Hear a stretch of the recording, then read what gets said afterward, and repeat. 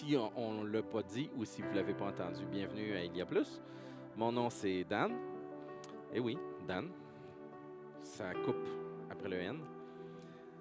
Et je vous souhaite la bienvenue. On est dans notre série Détours. On a vu plusieurs détours. Et on commence à faire le tour des détours. Bien, la série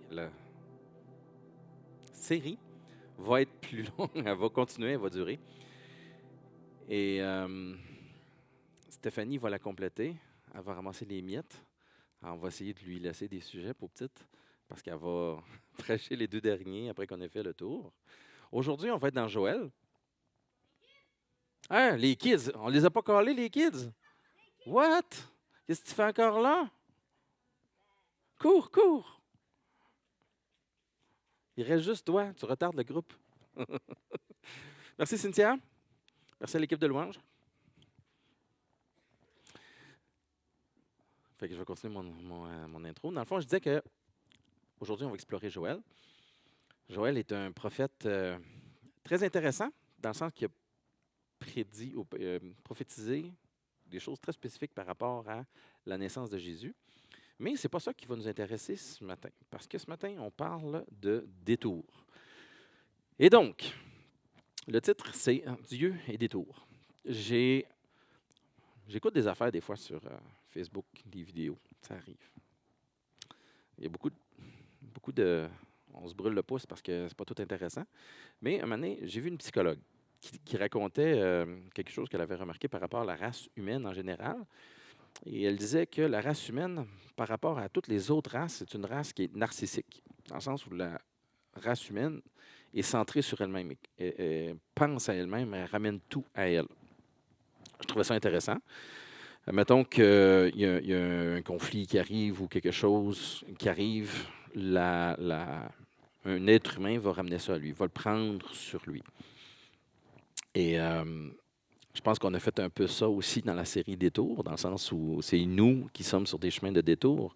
Puis c'est cet angle-là qu'on a abordé. Non pas que c'est mauvais, mais dans le sens qu'aujourd'hui, on va essayer de casser cette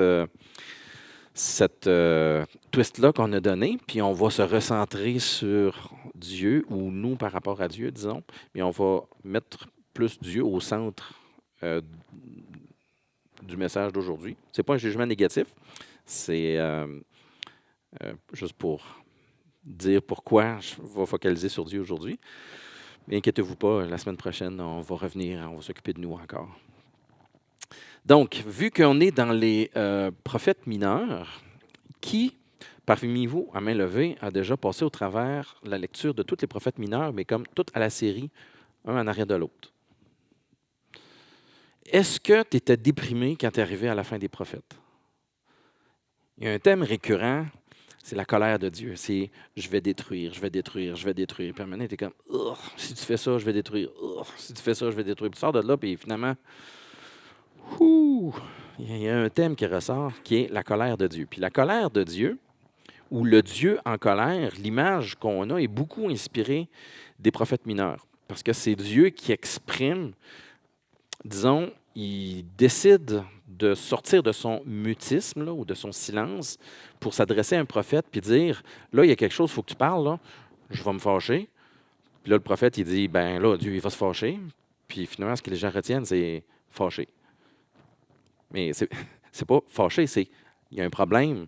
Le focus devrait être sur le problème. Mais l'image du Dieu fâché qu'on a, elle nous vient en grande partie de la lecture des prophètes mineurs. Mais 1 Thessaloniciens 5, verset 9, dit ceci, « Car Dieu ne nous a pas destinés à la colère, mais à la possession du salut par notre Seigneur Jésus-Christ. » Donc, on n'a pas été destiné à la colère. La destination ou la fin ou l'arrivée n'est pas la colère de Dieu. Ça veut dire que si on arrive à la colère de Dieu, il y a un embranchement qu'on a pris qui fait qu'on ne s'est pas rendu à destination.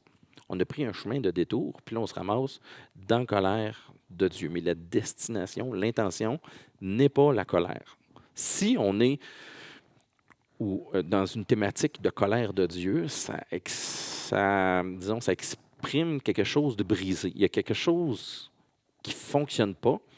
Et là, il y a le thème de colère qui revient.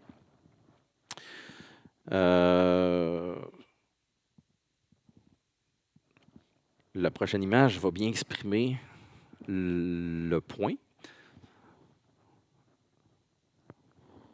Est-ce qu'on est destiné à se faire électrocuter quand on a une fourchette dans les mains? Non.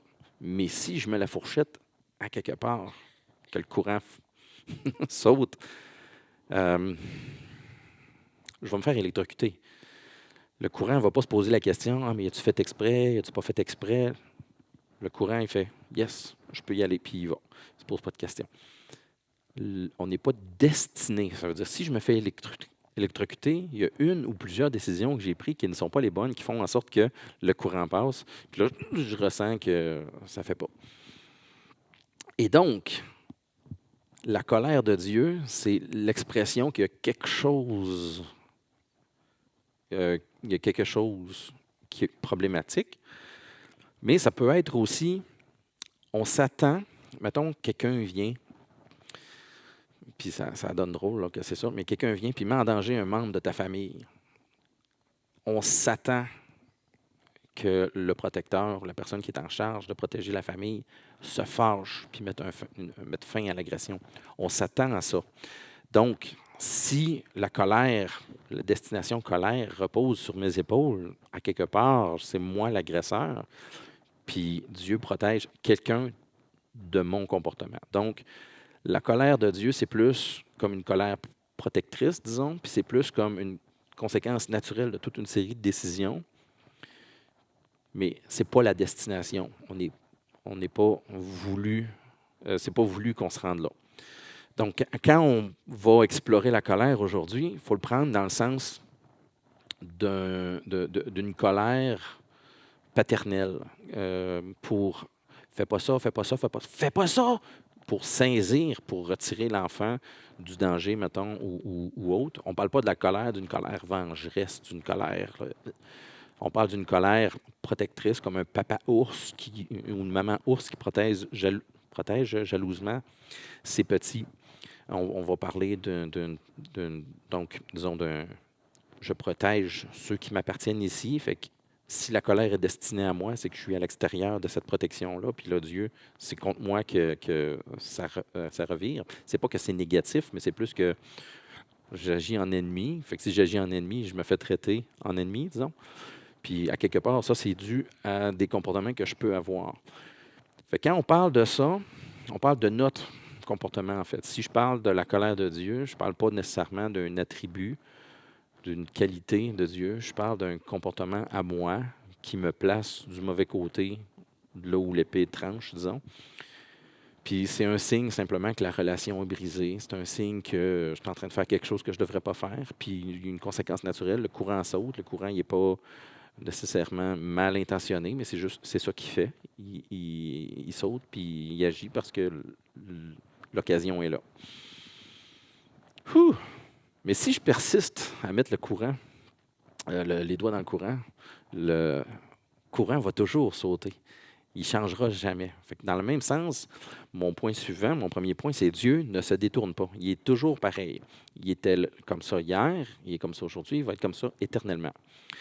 Puis Joël 1, c'est comme une introduction, disons, à un historique d'Israël. On voit un Israël qui a mis les doigts dans le courant, là, puis il s'est fait électrocuter. Il y a des brûlures, il y a des blessures. Israël est aux mains des ennemis. C'est un Israël détruit. Puis c'est comme un historique de tout ce qui est arrivé de mauvais. Les récoltes ont été mangées. Il est en piteux état. Fait que c'est l'état, disons, d'un Israël qui a mis les doigts dans le courant très souvent. Puis tout d'un coup, ils ont bien bobo. Puis là, Dieu est comme. Fait que Joël 1, c'est comme un résumé de ça. Mais après ça, il y a des promesses de restauration. Là. Mais l'introduction, c'est voici ce qui est arrivé à répétition. On dirait que tu n'as pas appris la leçon. Il faut que je te dise que le courant va être encore là parce que Dieu, il ne change pas. Puis vu que Dieu ne change pas, le courant va continuer à sauter. Mais il y a quelque chose qui se produit qu'on ne réalise pas nécessairement. C'est que le courant était mis dans la maison par un électricien. Donc, à quelque part, si le courant saute dans mes mains, c'est parce qu'il y a un électricien qui a passé dans la maison. On pourrait dire, ultimement, c'est la faute de l'électricien. Puis après ça, on pourrait remonter d'une étape puis dire, mais l'électricien est engagé par quelqu'un. Puis là, ben, c'est la faute de son boss. Puis après ça, on pourrait dire, mais son boss, lui, il est né un moment donné. Puis tu sais, on pourrait remonter comme ça de même, d'une cause à l'autre. Puis ultimement, il y a une cause. On appelle ça en philosophie une cause non causée. La cause qui n'a aucune autre cause, la cause à l'origine de toute chose. Puis c'est Dieu. Donc la cause à l'origine de toute chose, c'est Dieu. Ça veut dire que si je persiste à mettre les mains dans le courant, si je persiste à insister pour agir de la mauvaise façon, puis je dis, ouais, mais c'est la faute au serpent, c'est la faute à la femme, c'est la faute au serpent, puis là, on continue à remonter comme ça, il y a une personne qui ne peut pas dire c'est la faute à quelqu'un d'autre. Parce qu'ultimement, c'est lui qui a causé la première cause de laquelle tout découle. Ça veut dire que quand Dieu il dit je vais faire cela, c'est ma faute, je suis la cause de ces malheurs-là, ce qu'il est en train de dire ultimement, c'est tu ne te rends pas compte que c'est moi qui t'ai créé, puis parce que je t'ai créé, tu agis comme ça, puis c'est de ma faute si tu as mal. Il est en train d'internaliser, ça s'appelle la personnalisation ou la personnification, tu t'identifies à la cause de la souffrance ou du mal. Ça, on voit ça des fois dans la culpabilité du survivant, par exemple, où il arrive un drame, puis là, tu dis, mais si j'avais ralenti un peu, l'accident ne serait pas arrivé. Si j'avais tourné à droite, si j'avais cherché mes bas plus que 5 secondes, j'aurais évité l'accident. Tu sais, on personnalise, on identifie à nous personnellement la raison de l'accident, puis on se dit, il y a toute une série d'événements qui sont arrivés, puis s'il y en avait juste un que j'avais fait qui a été un petit peu plus long, bien, cet événement-là ne serait pas arrivé. Donc, ultimement, c'est de ma faute. Fait que là, Dieu, lui, il fait ça. Il dit, vous ne vous rendez pas compte. Tout ce qui t'arrive, à l'origine, là, c'est moi.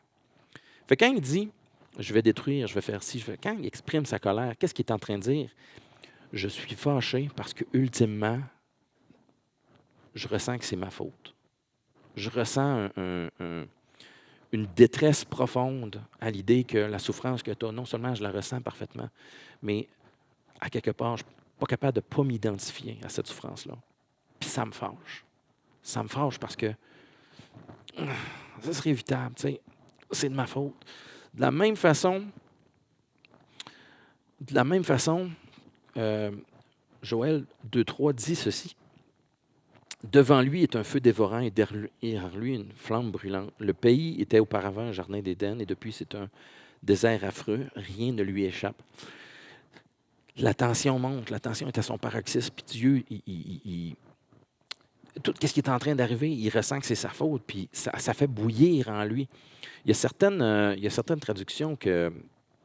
pas de traduction, mais certains passages dans lesquels Dieu il dit ces gens qui font ces choses-là, c'est comme s'ils mettaient leur doigt dans mon œil. Ça provoque. Mets ton doigt dans ton œil comme ça de même, là. OK? Puis Dieu il dit c'est l'équivalent pour moi. Fait il y a un sentiment là, de c'est de ma faute, ça bouille, puis c'est pas que Dieu est impuissant, mais c'est que Dieu, il pourrait imposer sa volonté, mais s'il l'imposait comme ça demain matin, on ne serait plus là. Fait qu'il y a comme un équilibre, là, puis ça bouille en dedans. C'est émotionnel. On va voir que Dieu, c'est émotionnel, cette histoire-là. On pourrait comparer ça, disons, à je construis un parc dans lequel mes enfants s'amusent. Un parc dans lequel mes enfants s'amusent, puis il y a des règlements. OK? Et donc, les règlements sont simples. Fais pas ci, fais pas ça, saute pas tête première. Tu sais, des choses évidentes. Il y a des règlements. Puis là, je vois que mon enfant, dans le parc que j'ai construit, continue à violer les règlements. Une fois, deux fois. Un moment donné, il se scratche un genou. Un moment donné, il se casse un bras. Puis un moment donné, fais-les comme il faut. Arrête de faire ça. Fais pas ça. Fais pas ça. Puis non seulement tu es fâché qu'il agisse mal, mais tu es sollicité émotionnellement du fait que la blessure qu'il y a, ultimement, c'est parce que c'est toi qui as fourni le jeu. Tu as beau le rendre aussi sécuritaire que tu veux, la gravité ne va pas s'en aller tout d'un coup parce que tu n'as pas envie qu'il se blesse. La gravité va toujours être là. Non seulement la gravité, mais les coins coupants, la hauteur, toutes les choses qui font en sorte qu'un jeu, un module de jeu peut être dangereux. Ça ne va pas disparaître tout d'un coup parce que ma colère est là, puis OK, on suspend ça. Je peux te retirer du jeu, mais comme je disais, si Dieu fait ça, s'il nous retire du jeu, on disparaît, puis ça finit là. Fait que, tu sais, c'est l'espèce d'équilibre. Mais si mon enfant n'arrête pas de faire ce qu'il veut, puis de ne pas écouter les règlements dans le module de jeu, je vais ressentir une colère, puis une impuissance du fait que ces blessures-là sont évitables, sont toutes évitables. Les règlements sont simples. Tu as juste à agir simplement à l'intérieur du cadre des règlements. Puis cette colère-là, c'est une colère pas reliée à l'impuissance, mais c'est une colère reliée au fait qu'il aurait vraiment envie de le faire à notre place, puis tu sais, de nous forcer bien comme il faut à suivre les règlements. Mais ce qu'il a envie, c'est qu'on le fasse par nous-mêmes. Ce qu'il a envie, c'est pas qu'il nous mange le travail. Ce qu'il a envie, c'est que nous-mêmes, on le fasse par notre propre volonté, par notre envie de le faire. Donc, si l'enfant désobéit dans le module de jeu, la conséquence négative qui arrive, c'est pas parce que c'est moi qui fais que je l'ai frappé avec le sable ou le sol qui est en dessous, mais la conséquence négative, ultimement, c'est ma faute parce que c'est moi qui ai fait le module de jeu. Mais c'est pas, la colère n'est pas reliée nécessairement au fait que l'enfant vient de se frapper le front sur un escalier ou quelque chose. Vous comprenez? La colère de Dieu n'est pas reliée à l'action de la conséquence. La colère de Dieu est reliée au fait que ça le sollicite émotionnellement de voir qu'on est sur des chemins de détour, qu'on n'écoute pas les règlements qu'il a faits, qu'on n'est pas en train de rechercher sa présence. Toutes ces choses-là dans notre vie qui fait en sorte qu'on sent qu'on s'éloigne de Dieu, puis ça a des conséquences. La colère de Dieu, c'est pas relié à « je vais me venger, puis je vais te détruire, puis je vais faire ci, faire ça ». Ça, c'est les conséquences de nos actions. Mais la colère de Dieu, c'est relié au fait que ça pourrait être évitable. C'est relié au fait que tu ne te rends pas compte. C'est ma faute, c'est ma responsabilité ultimement, puis je ne peux pas la jeter sur personne d'autre. Puis il ne peut pas ventiler ça à personne non plus. Il ne peut pas dire, aller voir sa femme puis dire, là, il est arrivé à l'affaire. Puis c'est tout sur ses épaules à lui que ça retombe. Puis c'est pas un enfant, c'est pas deux enfants, c'est tous ses enfants. Fait que tous ces drames-là qui s'additionnent, qui s'accumulent, ça crée, c'est ça la colère de Dieu dont on fait référence. Ce n'est pas une colère, je vais envoyer une armée qui va te détruire, puis t'apprendras, puis tu ne la referas plus jamais. C'est pas ça. Il n'y a pas de mépris dans cette colère-là. Il y a vraiment, c'est un élan du cœur positif, un élan du cœur généreux, puis qui s'est reçu par notre mépris. Puis là, c'est des émotions qui bouillent à l'intérieur de Dieu. Et donc, on ne va pas changer les règlements. Le thème, c'est Dieu ne change pas. On ne va pas changer les règlements. Puis même si je changeais les règlements, même si je dis à partir de maintenant, tu as le droit de tuer ton prochain, tu as le droit de convoiter la femme de ton prochain, tu as le droit de convoiter son bœuf, son âne, ça ne va pas changer que si tu fais ça, ton voisin va être fâché, puis ça se peut bien qu'il se revenge. Fait que les règlements sont logiques. Les règlements sont là pour prévenir les chutes, les accidents, prévenir les conséquences de nos actions. Même si Dieu changeait les règlements et disait, OK, à partir de maintenant, tu peux faire ceci, tu peux faire cela, ça ne change pas le fait qu'il va y avoir des conséquences négatives puis qui vont revenir. Les règlements, Dieu n'a pas le choix de les maintenir. Il n'a pas le choix de les laisser là. Il ne peut pas dire, OK, à partir de maintenant, tu peux sauter à partir du haut de la glissade jusqu'en bas, tête première, c'est permis. Puis tout d'un coup, tu ne te casseras pas le cou. Il ne peut pas faire ça. Donc, cette persistance à Dieu de dire, on dit, ah, c'est plate, la Bible est vieille, il y a des vieux règlements, des ici, des ça. Mais le problème, c'est, si tu changes les règlements, la nature de l'homme ne va pas changer demain matin. Tu vas encore provoquer la jalousie d'un autre. L'autre va être frustré parce que tu es parti avec son char. Ça ne va pas changer. Puis non seulement ça ne va pas changer, mais les conséquences ne vont pas changer non plus, même si tout d'un coup, tu as le droit de le faire. Et donc, comme je disais, non seulement il ressent parfaitement sa colère, mais la blessure, on a vu ça dans un des groupes, avant que ça s'appelle Croissance, ça s'appelait Connect. On a vu ça, que Dieu s'identifie parfaitement notre souffrance. Donc, il ressent aussi la souffrance parfaitement telle que nous la vivons. Et ça, c'est une addition, disons, de drame. C'est une addition d'émotions. Si un seul homme avait à subir ça comme émotion, ce serait profondément dramatique dans la vie.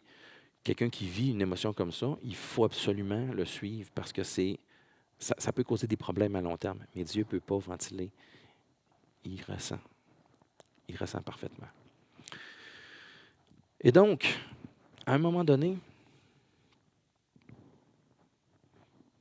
Dieu se tanne. Tu sais, il dit fais pas ça, fais pas ça, fais pas ça, il va arriver telle affaire, fais pas ça, il va arriver telle affaire.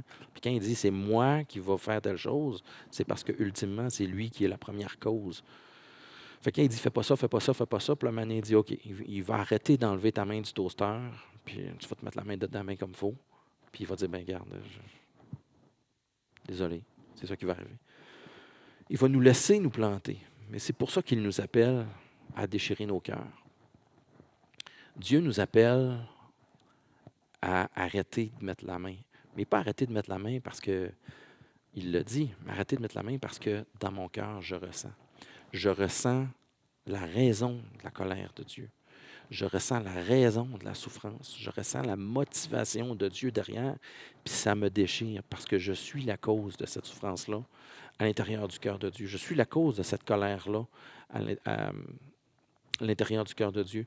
Je suis la cause pour laquelle Dieu protège un enfant de moi, puis c'est moi qui subis la colère de Dieu. Puis là, je ressens que j'ai blessé mon frère, j'ai blessé ma sœur, j'ai blessé un enfant de Dieu, j'ai frustré un enfant de Dieu d'une promesse. J'ai fait par mes actions quelque chose qui déséquilibre le plan de Dieu, puis là, Dieu est obligé d'agir.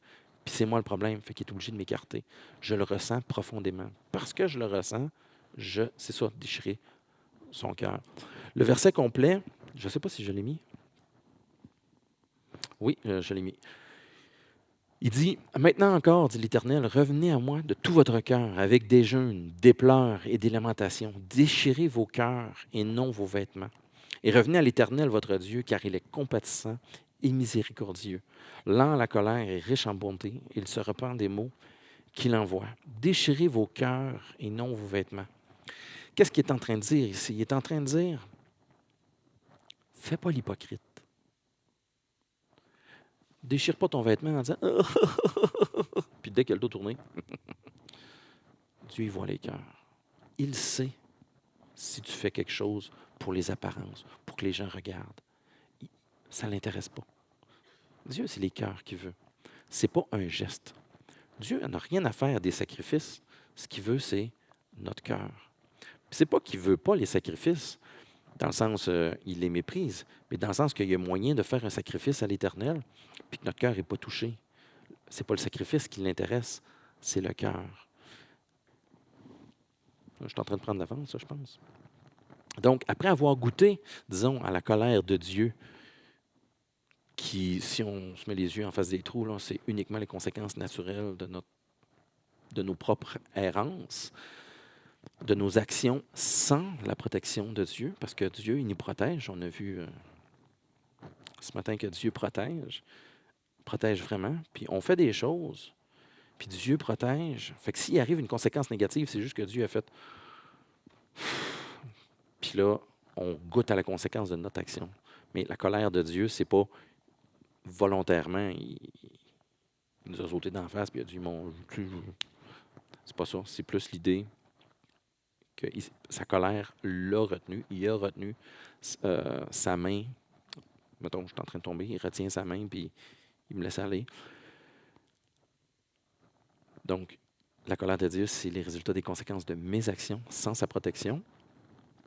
La tentation, c'est de se présenter avec notre face d'enfant, comme sur l'image, notre face d'enfant désolé. Tiens, papa, regarde le bout de ça, regarde. Mais le cœur n'est pas du tout affecté. Le cœur n'est pas là pour tout. C'est le père, on voit qu'émotionnellement, il est engagé, mais l'enfant, là, hein, il va-tu le faire son prochain mauvais coup? On sent-tu qu'il va... Dieu, ça n'intéresse pas, ça. Il y a des beaux dessins, tout innocent. On voit-tu le dessin ou il est trop bas? Non, on le voit. Dieu, là, le dessin, c'est pas ses priorités. Là. Le beau petit cadeau, regarde, Seigneur, qu'est-ce que j'ai fait, là, des petits dessins, puis tu fais de ton mieux. C'est le cœur qui veut. Il veut que le cœur soit repenti. Il veut que le cœur soit affecté. Il veut que le cœur soit au centre de notre revirement de situation, disons. Sinon, ce que ça fait, c'est un cycle infini de va-et-vient. Je reviens, Seigneur, pardon, pardon. Puis là, je retourne. Puis là, je reviens, Seigneur, pardon, pardon. Puis là, je retourne. Puis ultimement, un cycle infini de va-et-vient, ça devient un détour parce que c'est superficiel. Il n'y a jamais le changement que Dieu demande. Et vu qu'il n'y a jamais le changement que Dieu demande, ultimement, ce va-et-vient-là devient notre chemin. Il n'y a pas d'effet réel parce que ce sont des fausses conversions. Et vu que ce sont des fausses conversions, ce sont des fausses... je déchire mon vêtement, j'arrive à la maison, je change de vêtement. Puis après ça, je déchire mon vêtement, puis j'arrive à la maison, je change de vêtement. Mais un coup, tu as déchiré ton cœur, c'est Dieu qui peut donner un nouveau cœur, uniquement. Amen. Dieu demande un changement de cœur authentique pour briser le cercle vicieux des allers-retours. Et il peut changer notre cœur de pierre en cœur de chair, mais pour ça, il faut que nous-mêmes, on déchire notre cœur. Et si lui fait de la personnalisation, s'il endosse sur son propre dos l'origine de nos erreurs, si lui fait de la personnalisation, il veut qu'on fasse la même chose. Il veut qu'on assume nos erreurs, qu'on prenne la responsabilité de nos actions. Seigneur, je reconnais que je suis pécheur. Je reconnais mes actions. Je reconnais ce que j'ai fait de mal. Je le regrette. Mais pas je le regrette, c'est des mots qu'on est capable de dire. Mais vraiment, je le regrette. Si lui personnalise puis s'identifie à notre souffrance, on peut faire la même chose. C'est ça qu'il attend de nous. C'est nous qui le fait, mais il attend qu'on l'assume. Il attend qu'on endosse la responsabilité de nos actes. Puis qu'à partir de là, on voit le lien de cause à effet, puis on se met à agir différemment pour causer un autre effet. Puis ultimement, on va avoir l'effet que Dieu veut. Parce qu'ultimement, c'est le chemin de vie sur lequel il veut qu'on marche. Amen? Un chemin de vie. Et donc, à partir du moment où Dieu nous fait adopter un comportement différent parce qu'on se soumet à lui, on se met à voir des liens entre des événements qui arrivent puis des comportements qu'on a qu'on ne voyait pas avant. Ah, quand je fais ça, cette chose-là change. Quand je fais ça, cette chose-là change. Puis de chemin en chemin, on élimine des causes tranquillement, pas vite. Puis Dieu purifie nos cœurs et purifie notre vie par le même moyen. Donc, déchirer son cœur, c'est réaliser avec effroi notre effroi. C'est comme avec une horreur réalisée, avec être horrifié authentiquement des résultats que nous, on provoque. Et de revenir à la source. Proverbe 4.23 dit ceci. Garde ton cœur plus que toute autre chose, car de lui viennent les sources de vie. Là, dit comme ça, disons, dans le contexte de société dans lequel on est, ça pourrait dire, tu sais, va voir à l'intérieur de toi, tu vas trouver, tu sais, comme la réponse est en dedans, puis toutes les belles promotions de l'autodétermination qu'on peut voir, ça peut ressembler à ça. Mais l'idée, c'est pas que la vie est à l'intérieur de toi, la réponse est à l'intérieur de ton cœur, c'est l'idée que préserve ton cœur, parce que de lui vient la source de vie. Dieu met la vie dans ton cœur, puis tu peux bloquer la sortie. Puis à partir de là, il n'y a plus de source. Tu ne te rendras pas à destination. Mais à l'origine, la source pour accéder à la vie éternelle, c'est un cœur nouveau. Ça vient d'ici. Si ça vient d'ici, ça veut dire que le pivot, la source ou l'origine pour partir sur des nouvelles bases avec Dieu, pour déchirer notre cœur, partir de la mort pour venir à la vie, c'est le cœur. Si mon cœur est de nouveau favorable à la parole de Dieu, de nouveau favorable au règlement, parce que les règlements, tout le monde aime ça, c'est connu. Personne n'aime ça. Mais si de nouveau je redeviens favorable, si de nouveau, comme David, je dis, je suis dans la joie quand on me dit, allons à la maison de l'Éternel, ça provoque une joie. Ta loi fait mes délices. Si de nouveau, Il y a cette joie-là à étudier les règlements de Dieu puis à comprendre les effets positifs dans ma vie. Je vais arrêter d'agir en ennemi de Dieu. Si j'arrête d'agir en ennemi de Dieu, tout d'un coup, je ne suis plus du côté de sa colère. Parce que lui, il ne va pas changer. Mon cœur doit changer. Et si je me remets à jouer selon les règlements du terrain de jeu, puis je cesse de me blesser, puis je cesse de me faire mal, je détourne Dieu de sa colère. Dieu et les détours, c'est qu'ultimement, notre but, c'est de détourner Dieu de sa colère. Est-ce que c'est possible? Ben, on va aller voir. On va aller voir un peu plus loin, j'ai d'autres choses à dire. Nos chemins de détour, dans le fond, les chemins de détour qu'on prend, qu'on a vu avec, puis qu'on va continuer de voir la semaine prochaine. On a vu avec Stéphanie, moi, puis Loïc dans les semaines passées, puis qu'on va voir dans les 3 prochaines semaines. Les chemins de détour, tout ce qu'on va voir, si ça nous concerne, c'est juste du bruit ambiant. C'est juste du bruit de friture sur la ligne. Le seul détour qui est important, c'est le détour de Dieu, de sa colère. Puis pour ça, c'est détourner mon cœur du mal. C'est le seul détour qui est important. Joël 2,14 dit ceci. Qui sait s'il ne reviendra pas et s'il ne se repentira pas et s'il ne laissera pas après lui la bénédiction? Il y a qui pour le dire? Il n'y a que Dieu. Et Dieu l'a affirmé. Dieu l'a dit, repentissez-vous et je vais changer ma façon d'agir. Détourner Dieu de sa colère, c'est le seul détour qui compte.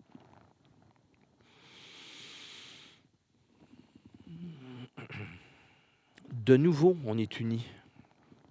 Puis son sentiment de colère redevient la jalousie. Parce que Joël 2,18 dit ceci. L'Éternel est ému de jalousie pour son pays et il épargne son peuple.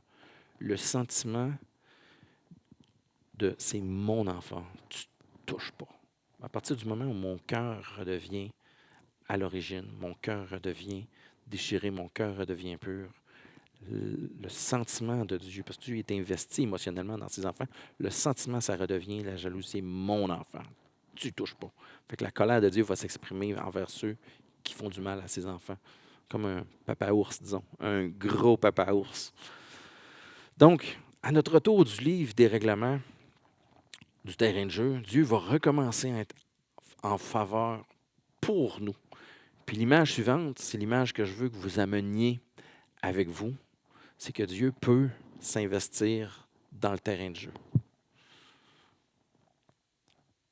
Prévenir les petits accidents. Mais si on fait n'importe quoi, ça va être comme la première image de tantôt. Mais Dieu peut s'investir. D'être une présence favorable pour nous aider, là où on a de la misère à monter. Mais tu sais, on fait les choses comme il faut, on suit les règlements. Puis Dieu, il est là, il nous aide, il nous suit, il nous conseille. Si tu es capable, vas-y, il nous encourage. Une présence réconfortante, une présence positive. De nouveau, on est unis.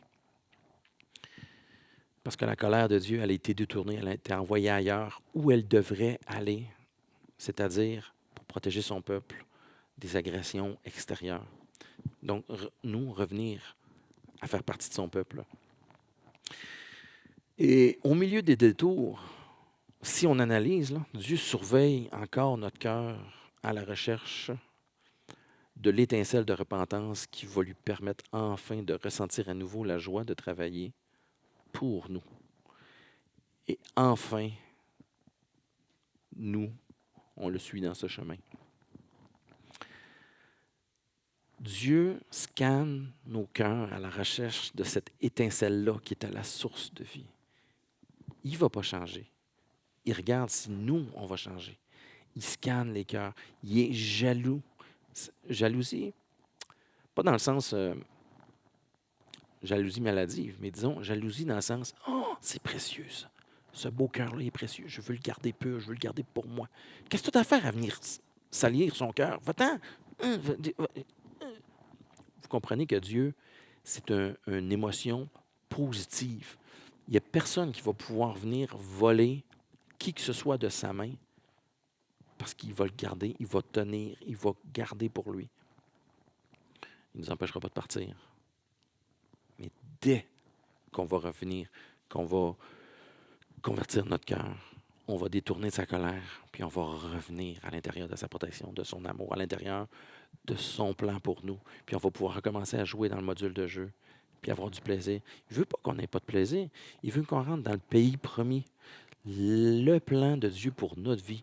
Il veut qu'on le vive pendant qu'on est vivant, pas après qu'on soit mort. Le livre des Ecclésiastes dit, est-ce que les morts adorent Dieu? La réponse est, un coup que tu es vivant, tu fais ça. Après que tu es mort, tu attends le jugement. Tu as eu ta chance. Donc, c'est vivant qu'il faut le faire. Et l'idée ici, c'est pas mathématique dans le sens où je fais ceci, je fais cela, puis je vais détourner Dieu de sa colère. Ça, c'est déchirer son vêtement. Je vous appelle ce matin à un regard authentique sur votre vie. Je vous appelle ce matin, si vous entendez ça sur Internet, je vous appelle à scanner. Qu'est-ce que je fais qui fait en sorte que Dieu pourrait ne pas éprouver une jalousie, mais une espèce de colère parce que je suis en train de me planter. Puis Dieu, il est fâché parce qu'il sait, ultimement, il s'identifie puis il personnalise cette souffrance-là. Dieu et détour, c'est la bonne nouvelle que les conséquences de nos actions ne sont pas coulées dans le béton. Dieu et détour, c'est à la réponse de mon détour, Dieu va se détourner de sa colère, va se détourner de ce qui est négatif, puis va de nouveau tenir ma main, puis m'empêcher de mettre les doigts dans la prise de courant. De nouveau, c'est mon cœur. C'est ça la bonne nouvelle. La bonne nouvelle, c'est même si j'ai mal agi, même si j'ai fait des choses, Dieu donne un cœur nouveau, puis les conséquences de mes actions ne sont pas nécessairement obligatoires. C'est pas coulé dans le béton. Dieu peut prévenir, comme on a constaté, nous, personnellement, cette semaine. Puis je suis sûr aussi que certains d'entre vous ont constaté cette semaine. Dieu peut prévenir. De nouveau, sa grâce, sa patience, son amour, sa miséricorde, sa bonté et sa faveur, ça, c'est coulé dans le béton. Amen. J'aurais dit la grâce, la patience, parce que Dieu est compatissant, miséricordieux, lent à la colère, riche en bonté, et il se repent des maux qu'il envoie. Ça, c'est coulé dans le béton. Il est ému pour nous. À notre repentance, il y a un sentiment, une émotion positive. Il est profondément remué à l'intérieur par le fait qu'on se détourne des chemins qui le fâchent. C'est un grand amour, un amour infini qui veut répandre sur nous. Et de nouveau, il accorde sa bénédiction. Ça, c'est coulé dans le béton.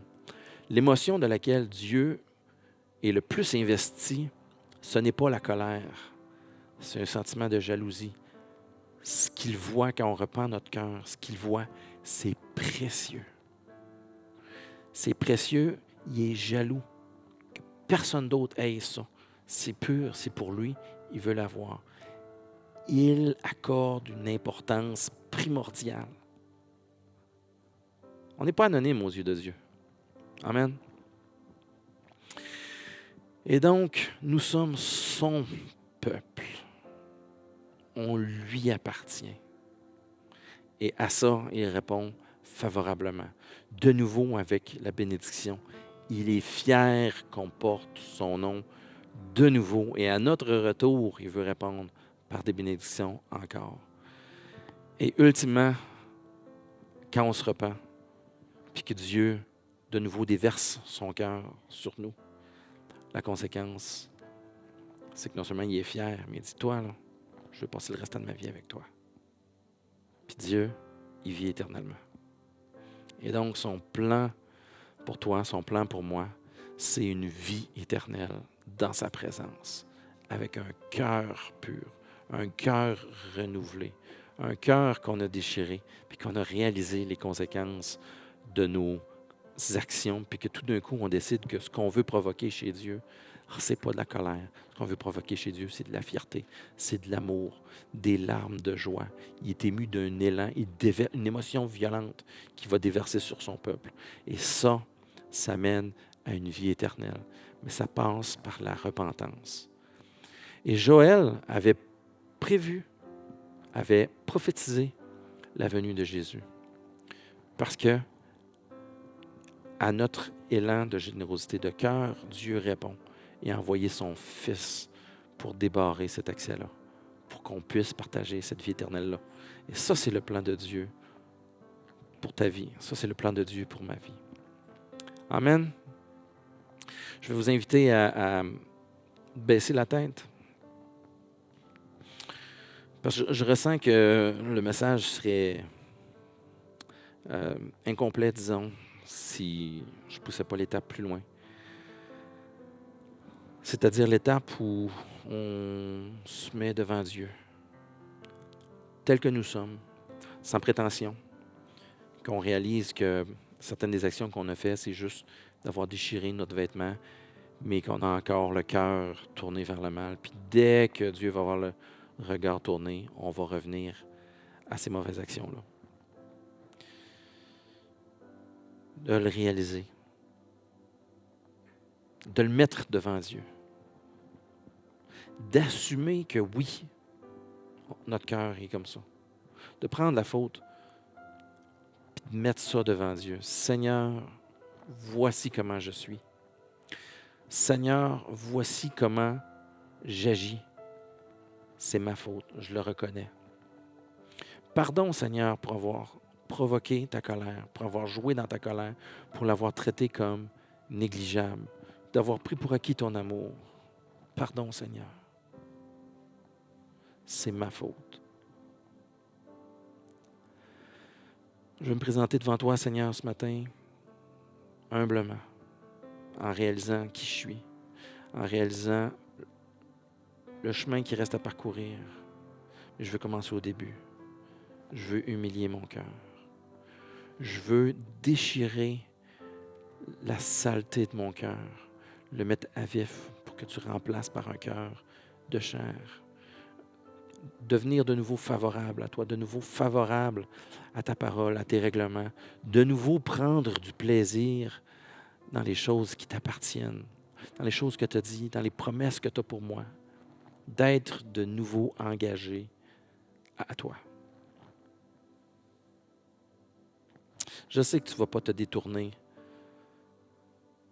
si je ne me détourne pas. Tu résistes à l'orgueilleux, mais tu fais grâce au humble. Et ce matin, je m'engage à prendre le chemin de l'humilité, à venir devant toi, partir de nouveau. En réponse à ça, Seigneur, j'invite Jésus à faire partie de ma vie. Avec toutes les promesses qui viennent, qui sont rattachées à sa présence dans ma vie. Viens, Seigneur, prends possession de cette tente dans laquelle je vis de façon temporaire. Je veux marcher avec toi en nouveauté de vie, appartenir à ta vie éternelle.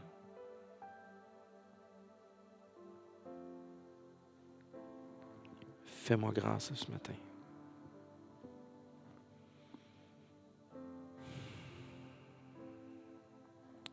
Au nom de Jésus. Amen.